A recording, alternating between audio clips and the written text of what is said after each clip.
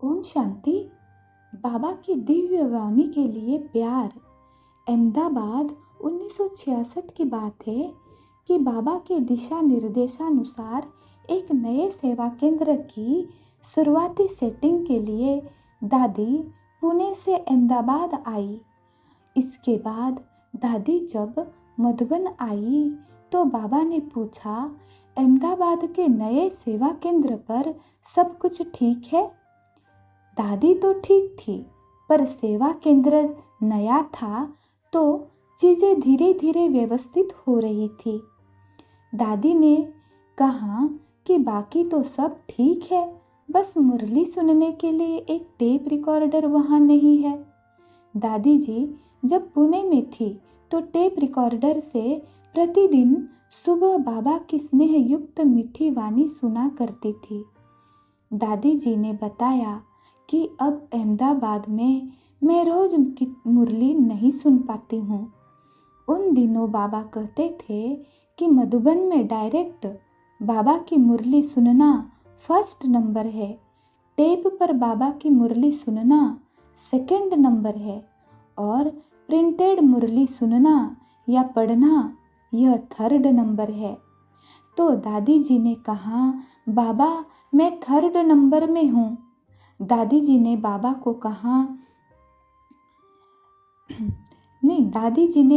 कहा कि मीठे बच्चे ये शब्द जो कि मेरे लिए सबसे अधिक महत्वपूर्ण है, ये मुरली में नहीं होते हैं। मुरली में बार बार तो मीठे बच्चे नहीं लिखा जा सकता। अर्थात प्रिंटेड मुरली में बाबा के शब्द जो के तो नहीं थे। बाबा ने दादी को विश्वास दिलाया कि बच्चे इसके लिए जरूर कुछ किया जाएगा। कुछ समय बाद दादी जी जब अहमदाबाद लौटी तो वहाँ एक टेप रिकॉर्डर जैसे कि दादी का इंतज़ार कर रहा था। अहमदाबाद सेवा केंद्र के लिए बाबा ने दिल्ली में एक टेप रिकॉर्डर के लिए ऑर्डर कर दिया था और पहुंचाने के लिए भी कह दिया था। बाबा का मुरली से प्यार करने वाले बच्चों के लिए बहुत प्यार था। जब दादी जी को टेप रिकॉर्डर मिला और दादी जी ने मुरली सुनना शुरू किया तो दादी जी ने एक चीज़ नोट की कि बाबा की लिखी हुई मुरली में बाबा कई बार मीठे बच्चे कहते थे, लेकिन जो भाई टेप रिकॉर्डर में मुरली भेजता था वह इन शब्दों को कट कर देता था जो कि दादी जी को बहुत अच्छे लगते थे। दादी जी ने बाबा को पत्र लिखा कि बाबा टेप रिकॉर्डिंग में ये शब्द कट कर दिए हैं। बाबा ने दादी जी की इस बात का रिस्पॉन्ड किया। बाबा ने चंद्रहास दादा को बुलाया और कहा कि जनक बच्ची के लिए बिना कट की हुई पूरी मुरली भेजो। यह बाबा का बच्चों को खुले दिल का प्यार और सहयोग देने का एक और उदाहरण है। अब व्यक्तिगत बात थी कि जब दादी जी अहमदाबाद में थी उसके बाद से बहुत कुछ बदल चुका है। हम भी बाबा से और वरिष्ठों से प्राप्त हर एक शब्द पर ध्यान रखने के इस पाठ को सीख सकते हैं। जब भी हम कोई चीज़ के लिए दिल से अपनी पसंदी रखते हैं तो इसके लिए समय, दूरी या सुविधाएं मायने नहीं रखती है और वो पूरी हो जाती है।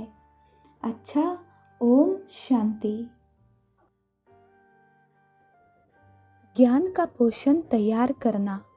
एक बार जब दादी पुणे में थी, बाबा चक्कर लगाने पुणे में आए थे।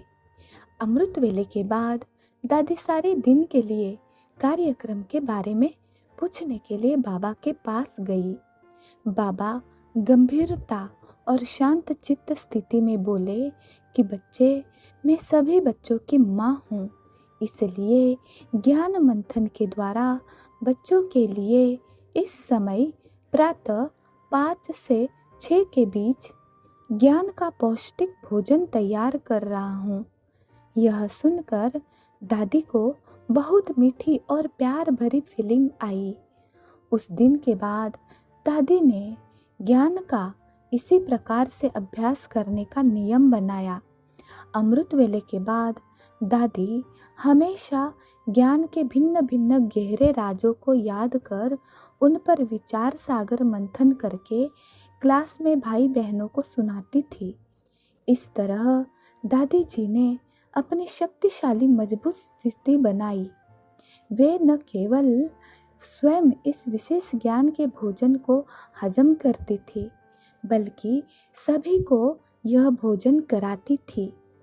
अब व्यक्तिगत बात है कि जब हम यह अभ्यास निरंतर करते हैं, तब ज्ञान के पॉइंट्स की धारणा कर पाते हैं और हम पूरे दिन की सेवा के लिए शक्तिशाली बने रहते हैं तथा जिनकी हम सेवा करते हैं उनको भी ऐसा बना पाते हैं। मुंबई 1960 के दशक के शुरुआती वर्षों में जब बाबा और दादी दोनों मुंबई थे, तो बाबा ने दादी से पूछा, क्या आप लिथो मशीन के बारे में जानते हो, जिससे मुरली की कॉपियाँ निकाली जा सके? बाबा को इस मशीन की आवश्यकता थी, जिससे कि मधुबन से बाहर रहने वाले बच्चों को बाबा मुरली भेज सके। दादी ने लिथो मशीन का नाम तो सुना था, लेकिन इसके बारे में ज़्यादा कुछ नहीं जानती थी। इसलिए दादी मुरली लेकर मार्केट निकल गई। वहाँ किसी ने दादी को बताया कि लिथो मशीन की एक दुकान 4थी मंजिल पर है। दादी जी वहाँ गई।